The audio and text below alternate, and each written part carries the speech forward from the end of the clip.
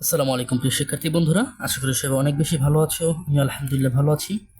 তো আজকে আমি আলোচনা করব এইচএসসি বাংলা দ্বিতীয় পত্রের স্বরে অ বর্ণের উচ্চারণের 5টি নিয়ম সম্পর্কে। ইনশাআল্লাহ আশা করি তোমরা যদি এই 5টা নিয়ম যদি ফলো করে লিখতে পারো তো পরীক্ষায় ফুল মার্কই ক্যারি করতে পারবা। তো আমি তো পূর্বে বাংলা বানানের যে নিয়মটা আছে সেই নিয়মের উপর একটা ক্লাস দিয়েছিলাম। তো যারা সেই ভিডিওটা দেখো নাই, আমার চ্যানেলের প্লেলিস্টে ভিডিওটা দেওয়া আছে, চাইলে দেখে আসতে পারো, আশা করি উপকৃত হবা। তো আজকে দেখাবো হচ্ছে স্বরে অ বর্ণের উচ্চারণের নিয়ম। এরপর ধারাবাহিকভাবে আমি অন্যান্য ক্লাসগুলো নিয়ে আসবো। যারা আমার চ্যানেলে নতুন তাদের কাছে একটা রিকোয়েস্ট, নতুন থাকলে অবশ্যই ভিডিওটিতে লাইক দিয়ে চ্যানেলটিকে সাবস্ক্রাইব করে পাশেই থেকো। তাহলে দেখো, দেরি না করে শুরু করছি যে স্বরে অ বর্ণের উচ্চারণের 5টি নিয়ম। তো আরেকটু বলে রাখছি যে যদি তোমরা এই 5টা নিয়ম লেখো তাহলে ইনশাআল্লাহ তোমরা ফুল মার্কই পাবা, কোনো মার্ক কাটার কোনো চান্স নাই। এবং এটা হচ্ছে সবচেয়ে সহজ নিয়ম আমার কাছে মনে হয়েছে।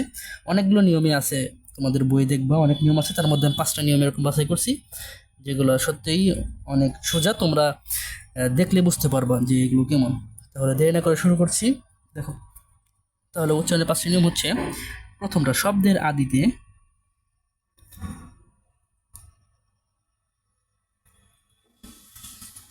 শব্দের আদিতে অবস্থিত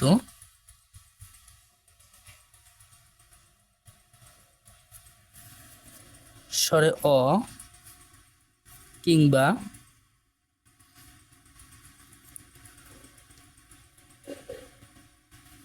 স্বরে অকার যুক্ত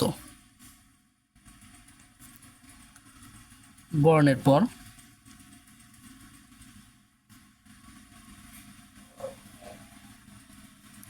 যদি জ ফলা থাকে, জ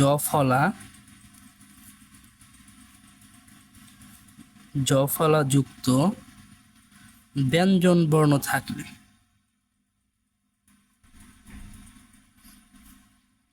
ব্যঞ্জন বর্ণ থাকলে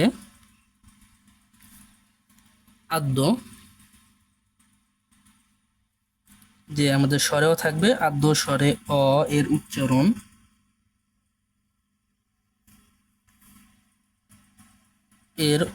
উচ্চারণ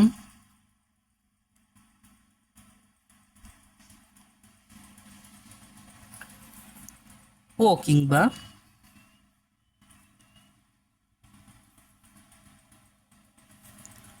ওকারের মতো হবে। ওকার এর ওকারের মতো হয়। যেমন কিছু উদাহরণ যদি আমরা দেখি, যেমন সত্য হচ্ছে একটা এক্সাম্পল। এটা আমার কি আছে, জফলা আছে। যে জফলা থাকে তাহলে পরবর্তী বর্ণটা আমার ও কিংবা ওকারের মতো উচ্চারিত হবে। তাহলে সত্য থাকলে আমাদের কিরকম উচ্চারিত হবে, দেখো, দন্ত সহকারে সো, তয় সন্ত তকার তো সত্য। ঠিক আছে, সত্য ওকারের মতো সত্য। দেখো এখানে ওকারের মতো হয়েছে না, ওকার। তারপর আরেকটা দেখো, গদ্য। গদ্য থাকলে হবে হচ্ছে গদ্য, গদ্য। অসন্ত দিতে হবে, এটা ব্র্যাকেট দিয়ে ক্লোজ করে দিবে, প্রত্যেকটা নিয়ম আর কি। তারপর একটা এক্সাম্পল দিতে পারি, যেমন গদ্য পর পদ্ম দেখতে পারি, পদ্ম। এটাই বুঝতে পারছো আশা করি, এটা হবে পদ্ম। আরেকটা যেমন দেখতে পারি অধ্যক্ষ, এটা হবে ওদ, অধ্যক্ষ ইত্যাদি। ঠিক আছে, তাহলে আমার জফলা থাকলে পরবর্তী বর্ণ আমার ও কিংবা ওকারের মতো উচ্চারিত হবে। তাহলে এটা হচ্ছে আমার ফার্স্ট নিয়ম। তাহলে এবার দ্বিতীয় নিয়মটা দেখি, যে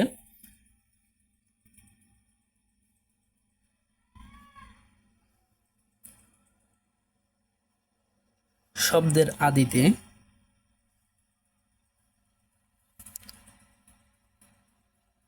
স্বরে ওকার যুক্ত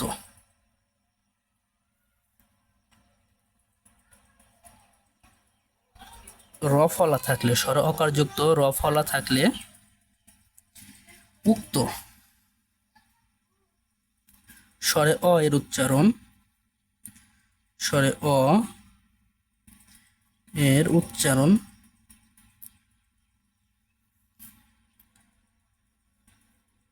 ওকার এর মতো হয়। যেমন এটা কিছু উদাহরণ দেখি, যেমন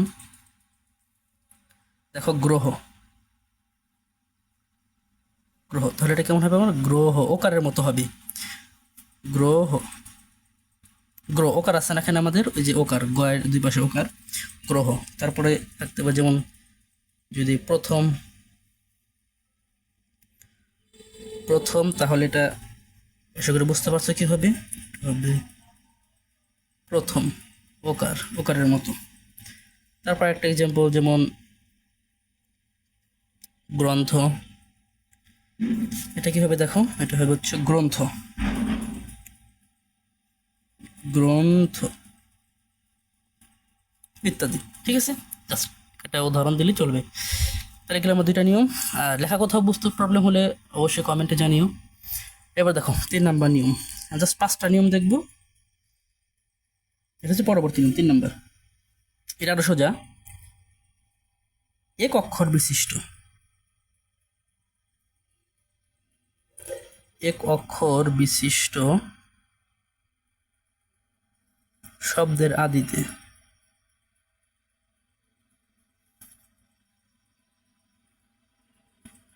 তাহলে এক অক্ষর বিশিষ্ট শব্দের আদিতে অবস্থিত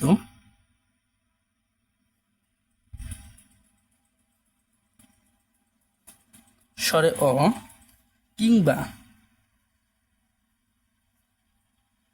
পরবর্তী বর্ণ,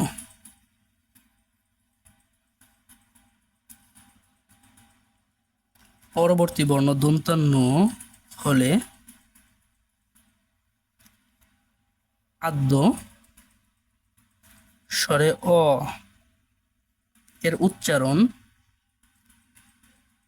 উচ্চারণ ও ধ্বনির মতো হয়, ও ধ্বনির মতো হয়। যেমন এটা কিছু এক্সাম্পল যদি দেখি, যেমন সাদা একটা উদাহরণ, যেমন মন, এটা কি হবে? তাহলে আমাদের মন, ওকার যেহেতু বলছে ও ধ্বনির মতো হবে, তাহলে মন ওকার। তারপরে আবার এর মতো একটা যেমন বন, এটা কি হবে?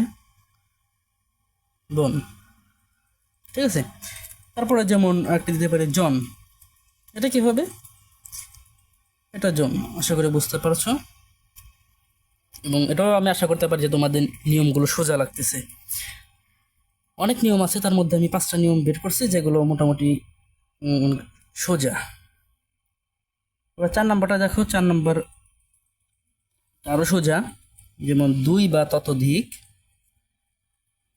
দুই বা ততোধিক সংযুক্ত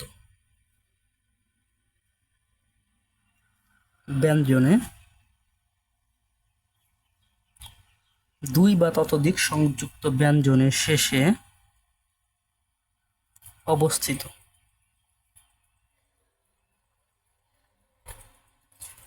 যদি স্বরে অ থাকে, স্বরে অ ধ্বনির উচ্চারণ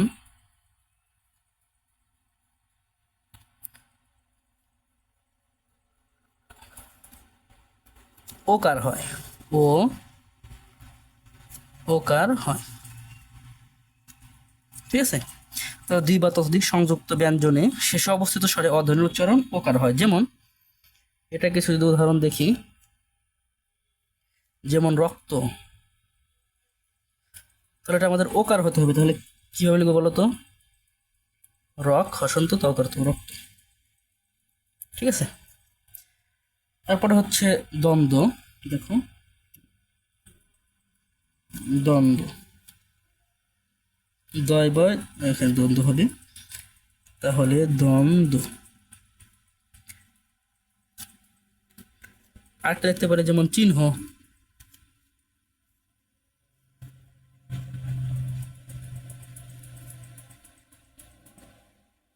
চিহ্ন। ঠিক আছে, আশা করি এই পর্যন্ত তোমাদের ক্লিয়ার, কোনো প্রবলেম নাই। তারপরে যদি প্রবলেম থাকে অবশ্যই কমেন্টে জানাবা। আর যদি ভিডিওটি তোমাদের ভালো লাগে তাহলে অবশ্যই একটা লাইক দিও, কারণ তোমাদের জন্য এই ভিডিওগুলো বানানো হয়। আচ্ছা দেখো, এটা হচ্ছে লাস্ট নিয়ম। এই নিয়মটা আরো সোজা, যে 11 হতে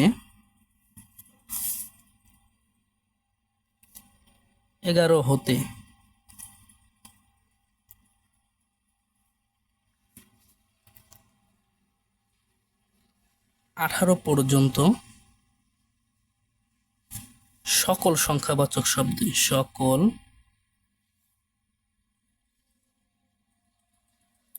সংখ্যাবাচক, আশা করি দেখা যাচ্ছে, সংখ্যাবাচক শব্দের অন্তবর্ণ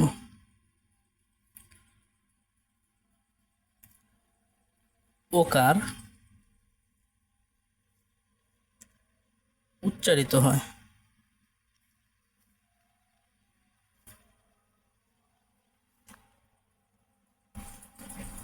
যেমন 11,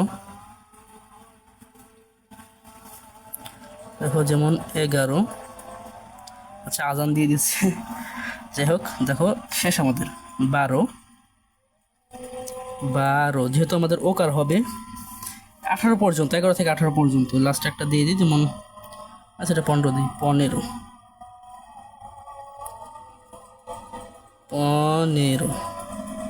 তাহলে দেখো এই হচ্ছে আমাদের সেই 5টা নিয়ম। তো আশা করি তোমাদের কোথাও বুঝতে প্রবলেম হয় না, এবং এটা আমার মনে হচ্ছে সবচেয়ে সহজ 5টা নিয়ম, যা প্রত্যেকটা স্টুডেন্টের পারার কথা, আশা করি পারবা। যারা এই পর্যন্ত ভিডিওটা কন্টিনিউসলি দেখে এসেছো তাদেরকে অসংখ্য ধন্যবাদ। এখন তোমাদের কাছে যদি মনে হয়ে থাকে যে ভিডিওটা গুরুত্বপূর্ণ এবং তোমাদের ভালো লেগে থাকে, তাহলে অবশ্যই তোমার বন্ধুদের মাঝে শেয়ার করতে পারো, এবং আমার চ্যানেলটিকে সাবস্ক্রাইব করে পাশেই থেকো। পরবর্তী তোমাদের কোন বিষয়ে ভিডিও প্রয়োজন অবশ্যই আমাকে কমেন্টে জানাবা, আমি ইনশাল্লাহ তোমাদের সেই চাহিদা অনুযায়ী ভিডিও দেওয়ার চেষ্টা করব। তো ভালো থাকো সবাই, আসসালামু আলাইকুম।